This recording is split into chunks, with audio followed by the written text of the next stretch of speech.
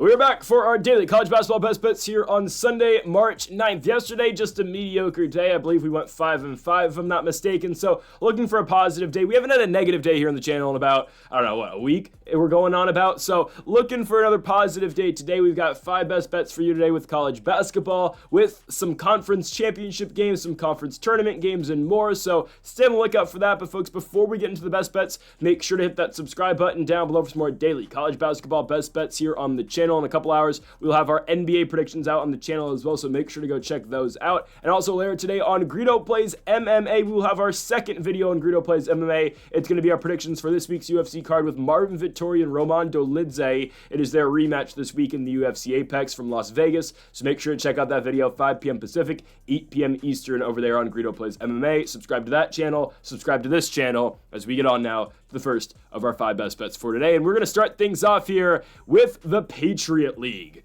We have got a game between American University and Colgate from the Bender Arena in Washington, D.C. You have got the number 2 seed in the American University Eagles taking on the 3 seed in Colgate. Yesterday, American won their first round matchup against Lafayette. Colgate beat Army by about 30 points. So now American gets Colgate, obviously, in the semifinals. I'll talk about Bucknell and Navy in a little bit. Obviously, that's not a best bet, but we'll talk about the entire Patriot League tournament in just a few moments. But this is the semifinals, obviously. The championship game is on Wednesday for the Patriot League. I like American here. I really do. American University, and the Patriot League is odd. I completely understand that. I mean, the best teams in the American can potentially lose to the worst teams in the American. The Patriot, not American University. In the Patriot League, that's just how it works, right? It's not a conference where the top teams are really elite, and obviously we don't expect any of the teams in the Patriot League to make a run in the NCAA tournament. But obviously they have an automatic bid, like every automatic qualifier, like all the conferences do. So you got to talk about it, and obviously you got to send somebody to the tournament. I don't expect whoever wins this, be it American, Bucknell, Navy, or Colgate, to do anything in the NCAA tournament. They're going to be first round exits. But in this specific spot, I do think there is great value on American University. I understand they played Lafayette really close yesterday. And Lafayette, right, was a 7 seed who beat Holy Cross by 1 point and got into that game yesterday against American. Well, again, the Eagles found a way to win. It's all that matters. They found a way to win, and they advanced. So now they get Colgate here. American University went 13-5 in the regular season in the Patriot League. Sure, they have some losses to Army and Navy. I mean, again, really, losses to me don't mean much in the Patriot League, because I've seen Holy Cross beat a team in Navy a couple weeks ago, and Holy Cross obviously had the worst regular season record in the Patriot League, and now Navy is 2 games away from the NCAA tournament. You just don't know. For the Eagles, they have been led by Matt Rogers all season long. They're forward, averaging 17 points a game. He played 29 minutes in the Lafayette game yesterday, but he only scored 5 points.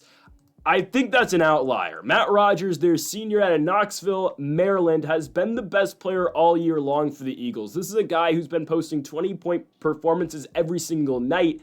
And then last night, he had his career season low of 5 points, and yet American University still found a way to win. I don't think Rogers duplicates that performance. I don't think we're going to see that again out of their leading scorer. Instead of it being Rogers last night, it was Greg Jones, their sophomore, who averages 10.5, scored 17 in 31 minutes again to propel his squad to victory over Lafayette. For the Colgate Raiders, this is a team with a losing record. They're 14-18. Again, if they do make the NCAA tournament, they'll likely be a 16 seed. They'll probably have to play in the first 4, and they will have a losing record in the NCAA tournament. Again, they're 14-18. The best they can be, obviously, is 16-18.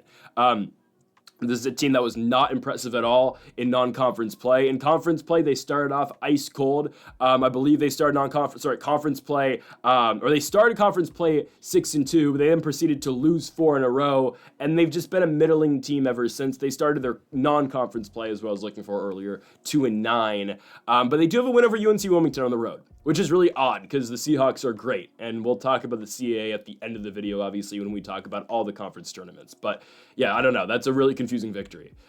They've lost twice to American University this season, though, have the Colgate Raiders. The first time at American University, an 81-77 victory for the Eagles. The second time around on March 1st, just a week ago, Colgate lost by 8 at home to these Eagles from American University. Now, the Raiders are led by Jeff Woodard, who averages 14.5 points a game, Jalen Cox, and Nicholas Louis Jaquez averaging both 12 respectfully. Again, Woodard's their best guy, only scored 11 points, though, in the Army game. Again, Colgate, coming off that Army victory yesterday, the Army victory yesterday. They did not play in the first round. Obviously, that was Lafayette, who American beat in their first round matchup. Again, Colgate goes through Army. I'm not all that impressed with that. Army has been very off and on this season with Jalen Rucker obviously being their best guy. I've seen Army play great basketball at times this season, and I've seen them completely collapse. A win over the Black Knights doesn't move me at all. I think American's still the better basketball team when we compare them and Colgate. I've seen American University beat this team twice before this season, and I would expect again them to do it again tonight. And I don't think Rogers is going to have 2 back-to-back horrible games. So give me AU in this one. I'm going to take the American University Eagles to win their second-round matchup and beat the Colgate Raiders. As we quickly look at the rest of the Patriot League, there you have it. We have got American going on to the championship game to take on the winner of Bucknell Navy. Hear me out. I think Navy might actually beat Bucknell. I think it's very possible. Bucknell, they're all right. Noah Williamson and company over there with Bucknell. That's a 50-50 game for me. I believe it's before this American-Colgate game. I think American, honestly, is going to win the entire thing. I've been saying I think American's going to win the entire conference and go to the NCAA tournament, but we'll see. I see that Bucknell-Navy game as a 50-50 personally, but the pick, obviously, that I'm giving you for the Patriot League will be American University going on to the championship round to take on the winner of that other game on the other side of the bracket. Okay, let's now move to our second best bet of the video, and we go to the A-Sun Championship game. We don't need to talk about a bracket. It's on ESPN2. Here it is, Lipscomb versus North Alabama. Give me the North Alabama Lions to move on to the NCAA tournament. Now, that's not the best bet, though. The best bet is North Alabama plus 5.5. I think there's excellent value on North Alabama going to Lipscomb and covering. Again, this game will be at Lipscomb because that's how the A-Sun tourney works. It's all on college campuses, so this game will be at the Allen Arena in Nashville, Tennessee. I'm okay with North Alabama playing a competitive ball game here at Lipscomb. Ultimately, yes, I do think UNA does pull off the upset, and I think they go on the road and win the game. But that doesn't matter to us. Sure, again, we're obviously going to watch the game. We're going to see who wins, and this game's at the same time as the Patriot League game we just talked about. And obviously, this is probably the more entertaining basketball game because the A-Sun plays quick, they play fast, and they're really high-scoring and entertaining basketball games compared to the Patriot League, which is often very low-scoring.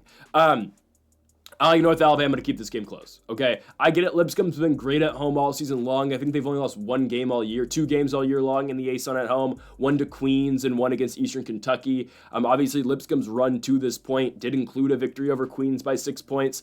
A very competitive basketball game, though. A game that Queens took them into overtime. Obviously, the Royals were ineligible to make the tournament this year, but Queens goes on the road and plays a very competitive game against Lipscomb. They push them into overtime. I thought, again, Queens University had a chance to win that game potentially in regulation, but obviously the Bisons find a way to win. Impressive, sure. For North Alabama, obviously 2 straight victories in the A-Sun tourney as well, and 2 games that weren't even competitive. I thought the Austin Peay game was going to be somewhat competitive. It wasn't. North Alabama beat that team 90-64, and then their last game, they destroyed the Jacksonville Dolphins, beating them 78-63, kind of as we expected. I like North Alabama. I really do. I've been thinking all year long like this team is probably going to make the tournament. Like I've been thinking recently with obviously American University. So obviously we're going to put our money where our mouth's at, and we're going to take North Alabama here. Now, because we are given points, we're going to take them. I think, again, if we get plus 5.5, I think North Alabama has a more than capable chance of winning the game outright. But if we are now given points as well, I like it even more. I don't mind plus 180 outright for the Lions to just win. But with them going on the road, where, yes, you know that crowd in Nashville is going to be pretty amped up for the Lipscomb Bisons, I think the points here is really great on North Alabama. I mean, both these teams have basically played identical seasons so far this year. They both went 14-4 in the conference. Obviously, they're meeting each other in the championship game. They both have a 24-9 record. So the winner of this conference will be 25-9 going into the NCAA tournament. Probably a 15, 14, probably 15. Because, yeah. North Alabama lost to LMU, Warford, Samford. Lipscomb lost to Middle Tennessee, Belmont, Queens. I know it's a conference game, EKU though. If Lipscomb wins, they could probably be at 14. Think maybe 14. I'd say North Alabama's probably at 15. Depends on how the other bids, obviously, from the other conferences go. But I like North Alabama here. These 2 teams split in the regular season. The game at North Alabama was won again by the Lions. They won that one by 10. The game that was played at Lipscomb was, I believe, it was a 12-point victory for the Bisons. I think we get a much more competitive game. I mean, obviously, both sides of the coin, when you look at it, the game played at North Alabama, the game played at Lipscomb, they were both 10-point victories for both squads. I think we kind of meet in the middle here and get a competitive game for the championship. This is a game that I expect to go to the final buzzer. This is a game, again, that should be played very tightly, just like a lot of ASUN games can be played. And similar to Lipscomb's last game in the semifinals over Queens, I think North Alabama takes them to the brink. I don't know if they win. Again, if I had to make a picture, I will start with the Lions because I've been saying they're the best team in the conference all year long. But again, like I said earlier, if we get 5.5 points, we're going to take it. Jakari Lane obviously leading the charge for the Lions all season long, averaging 17.5 a year. He's been excellent for this team. Lipscomb led by Jacob Oganovich. Probably butchered his name still, but he averages 20. I mean, these are two really premier players for the ASUN. I just think North Alabama is able to keep it close. It's a very tightly contested game. I think is won by the Lions, but the best bet for this game, obviously, is plus 5.5 for North Alabama. Hopefully, they can win the game outright as well and move on to the NCAA tournament. Let's go on to our third best bet of the videos. We go back to the SoCon. Now, the SoCon yesterday wasn't great to us. Shout out to VMI beating UNC Greensboro, and trust me, I'll get to VMI in a second here. But, good for Wofford beating East Tennessee State yesterday.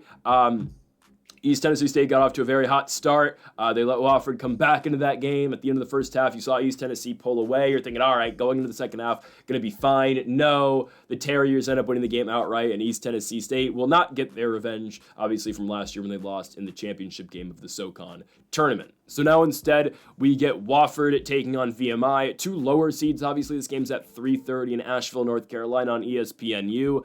The Cadets, 7th seed in the tournament. They beat Citadel in the first round. Then they proceed to beat UNC Greensboro. Big upset pick. And now here they are taking on the 6th seed in Wofford, who obviously just beat East Tennessee State. Now, I've been saying it for a little bit here, and I'm going to continue to say it now. I always thought that the team that's going to come out of this side of the bracket in the SoCon was going to be the winner of the VMI UNC Greensboro game. Again, when VMI gets hot, they're good. We've seen them go on stretches this season. Sure, there's been inconsistency out of the Cadets, but when they get going, yeah, they can pile together some victories. I get it. They were a 7-11 team in conference play this year. I completely understand. They were the 7th best team in the SoCon. But when they can when they can start compiling victories together, they're not that horrible. Now, I know what you're thinking. The last time they played Wofford, it was horrible. It was in Virginia. VMI lost the game 82-43. They lost the game by 39 points. Oddly enough, though, the first time these two teams played, VMI beat them 74-67 at Wofford. Now, VMI's dealt with injuries all year long. I think they're finally at the point where they are pretty healthy. They are led by Ricky Bradley Jr., who's been phenomenal. And obviously in that game yesterday over UNC Greensboro, 23-11 for Bradley, leading the charge for the Cadets to push them into the spot. Obviously, they've won 2 games in 2 days, trying to make it 3-3 with the victory over Wofford and potentially again the championship game tomorrow. Like I said earlier with the North Alabama and Lipscomb game, I think North Alabama is going to win. Same thing here. I think VMI actually is going to beat Wofford. I just think, again, if we get the points, we're going to take them. I don't mind VMI money line here. I don't. Plus 360, I think there's incredible value on this. I think the better play, though, is plus 9.5. Because we expect VMI to be very competitive in this basketball game. If we're just given 9.5 points, why not take it? For Wofford, right, again, a really impressive performance over ETSU. They've got guys who can score. They do.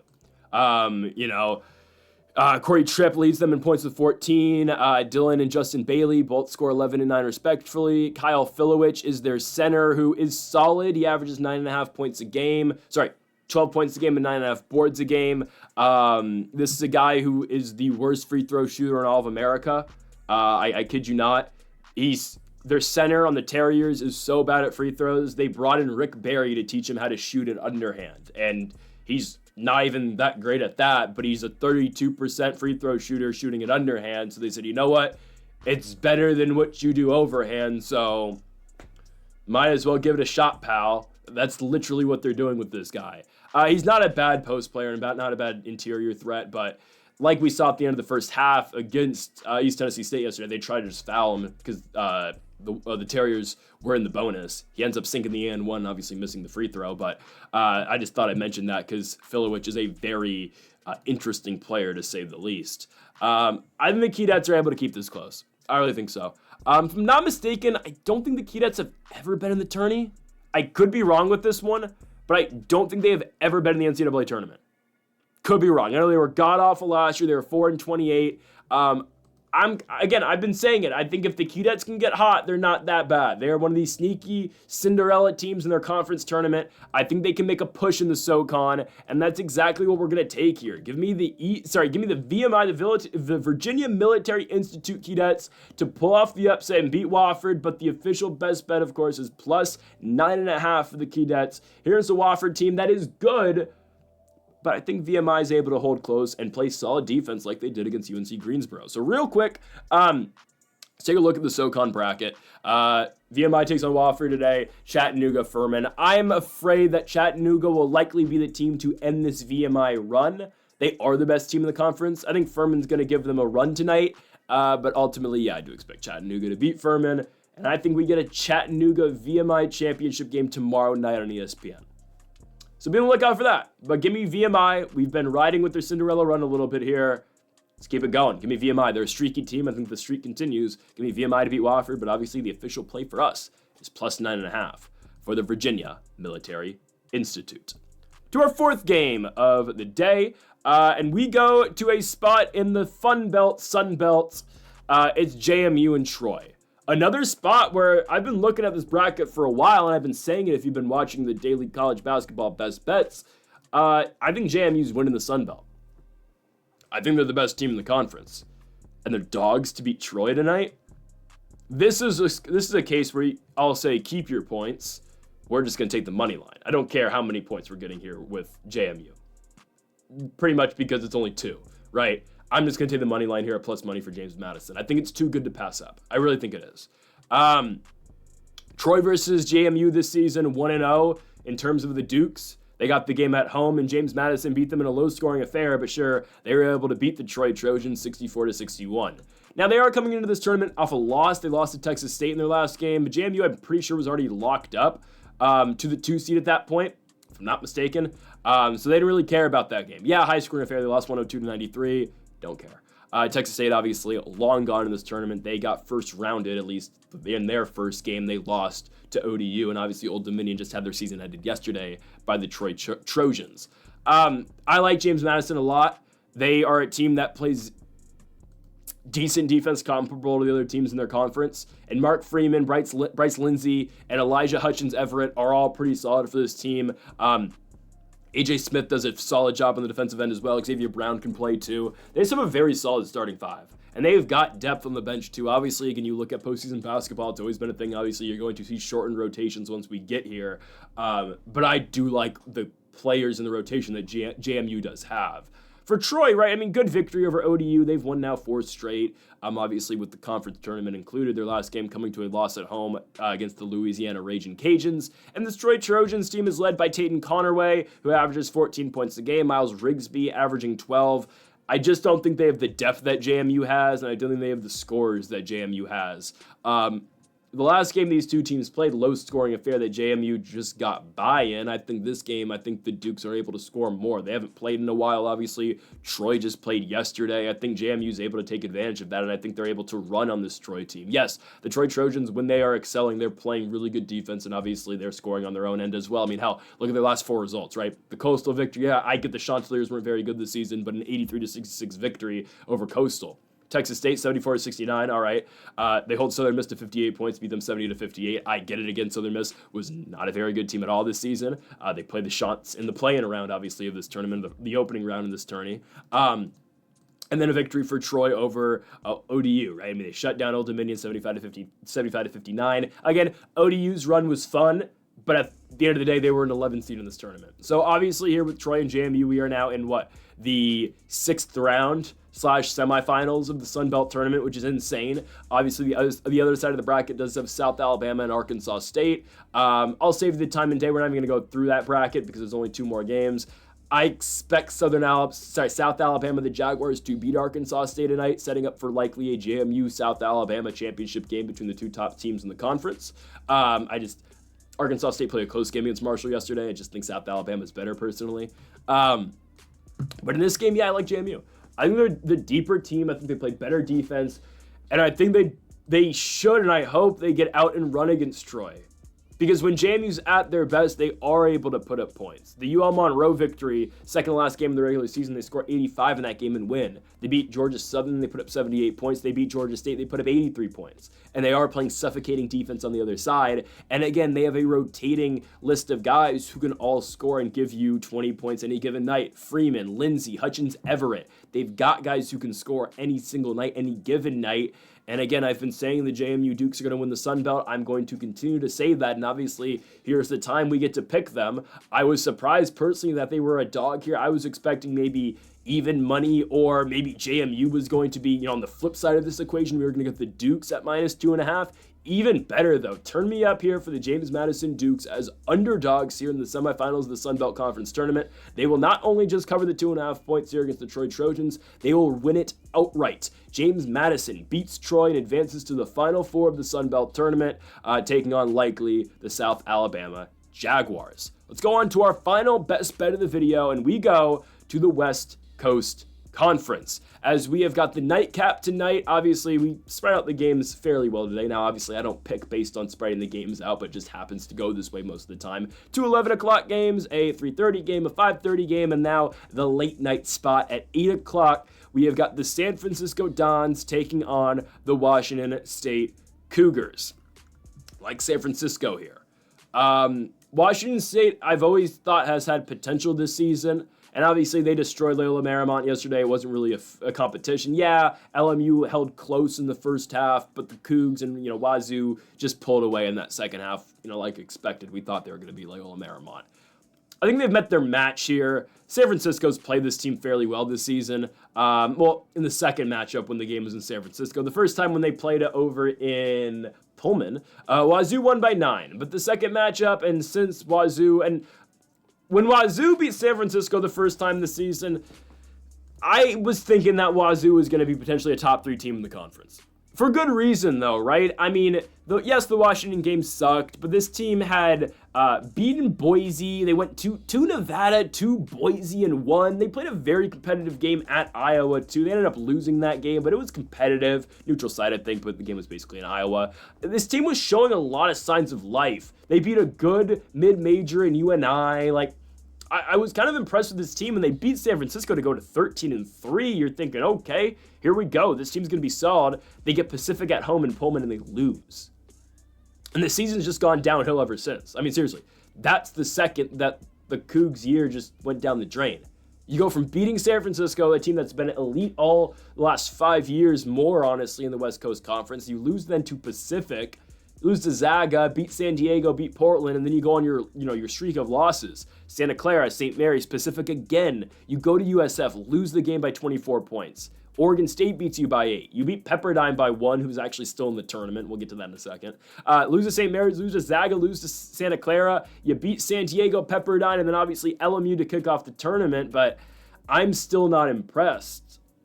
The game's obviously a neutral site. This is obviously the entire West Coast Conference tournament is in Las Vegas, Nevada. And Washington State, sure, they've got guys, right? Nate Colmies is good. Lawan Watts, at his best, can be very good for this team. The sophomore out of Fresno can hoop. He's an all-around very good basketball player. Again, Colmies, Watts, and hell, even Ethan Price. I mean, they've got good players on this basketball team. They will score, but they do have big stretches of games where they go ice cold. Saw it in person this year. I got to watch this team when they played Santa Clara. Competitive first half, just really weren't in the game as the game went on. And in the second half, the Broncos just pulled away when I watched this team. And that's kind of what has hurt the Cougs all year long. It's just they go through a lot of cold stretches. Now, I'll be honest with you guys. I hated on San Francisco a lot this season. We picked against the Dons kind of every opportunity that we got. I can now say, though, watching enough San Francisco basketball, they're much better, though, than this Washington State team. San Francisco lost 5 games this year in the West Coast Conference. Sure, the first game was in Pullman against Washington State. That's when we thought Wazoo was actually going to be a contender this year in the West Coast Conference. At St. Mary's, That's the best team in the conference. They're going to make a deep run in the tournament. At Santa Clara, that's a good team. We'll see Santa Clara likely against St. Mary's tomorrow night because I think Santa Clara will beat Pepperdine. I'll get to that a little bit more in a second.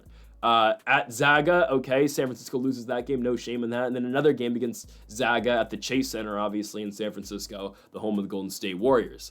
Those aren't bad losses. The one that does stick out is the loss at Wazoo, but San Francisco beats the teams they need to beat. And they're obviously led by Malik Thomas and Marcus Williams. Both these guys can hoop. Tyron Riley, too, is a good basketball player, but I mean, it's all Williams and Thomas. Thomas averaging 19, Williams averaging 15, and Williams has really come on as of late.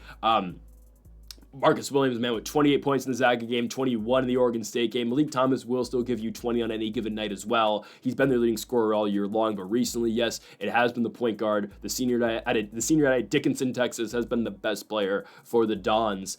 And I think San Francisco runs right through Washington State. I think the offensive presence of the Dons is going to be too much. Yes, Wazoo can score, but I think, again, they go through too many cold stretches, and I think San Francisco will be able to beat them and move on to the semifinals tomorrow night, where they will get their third crack at Gonzaga. Let's just be honest, I don't think the game goes that well for them. But in this spot, yes, give me San Francisco, and on top of that, they should be able to cover the 2.5. I expect them to win this game by about, 7, 8-ish. I don't think it's going to be that much of a sweat. I think San Francisco should be in control of this game for the most part. I like Cole Meese and Lawan Watts, but I think San Francisco does get this one done. As we take a quick look here at the West Coast Conference Tournament, Santa Clara, Pepperdine today. Shout out to Pepperdine. The run's been fun. They beat Portland. We didn't think that was going to happen. Didn't think they were going to beat Oregon State. The run comes to an end tonight. They are 16.5-point dogs today against the Santa Clara Broncos. Give me a Dalma Alpha Ball, Christoph Tilley, and the Broncos to run right through that basketball team. And it's a shame because I like Santa Clara basketball.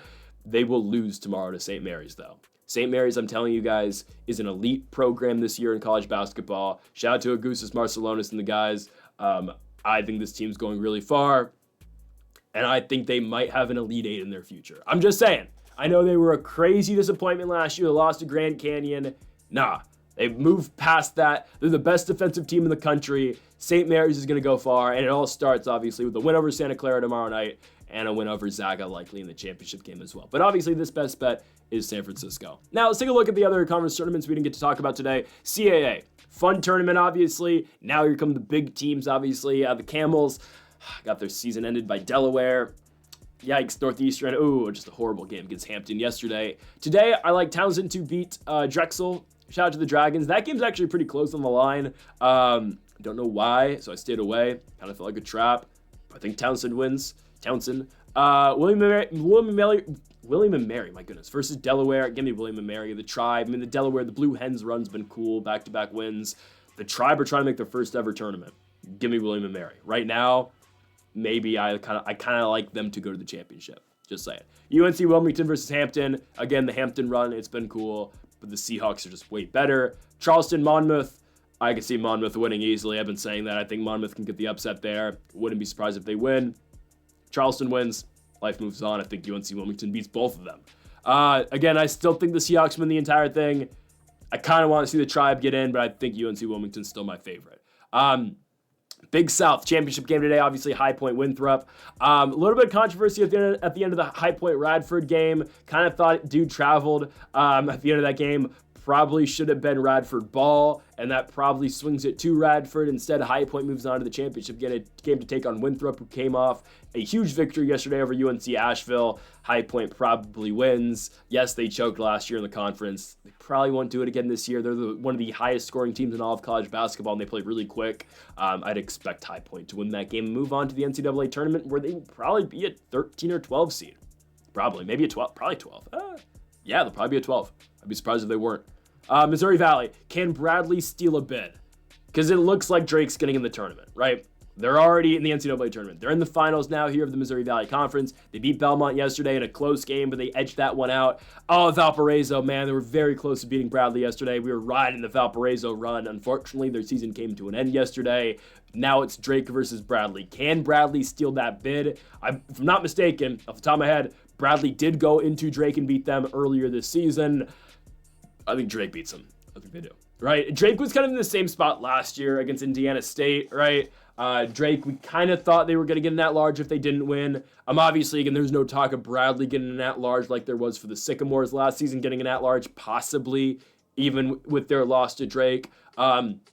I know there's intrigue around the 2-bit MVC. Drake's probably beating Bradley today, guys. I think they're just the better basketball team, and Drake will find themselves as a 12 seed or an 11 seed in the NCAA tournament. Probably an 11. Going to the Southland Conference. The Southland starting today. I'm really excited for this one.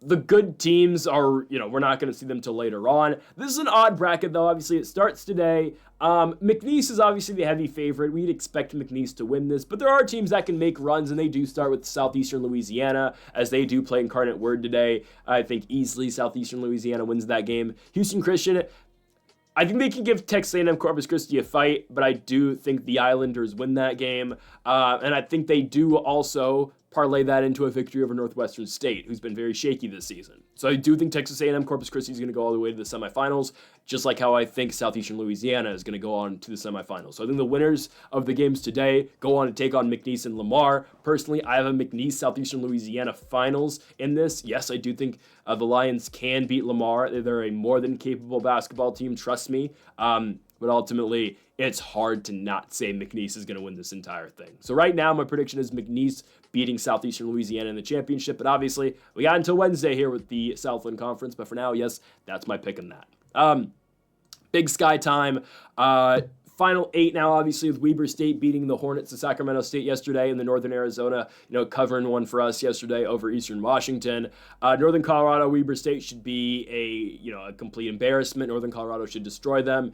Idaho State, Montana State, coin toss game, I've been saying it. Montana, Northern Arizona. Northern Arizona looked good yesterday. Montana should probably still win. Portland State, Idaho. Again, Portland State probably wins, but I could see the Vandals pulling one off. I've always thought the finals, and I've been saying this, and I'll continue to say this, is Northern Colorado, Montana, and I think Northern Colorado wins. But again, just got to wait and see. And finally, the Summit League. Shout out to Omaha, Nebraska. They have clinched a spot in the NCAA tournament because the St. Thomas Tommies,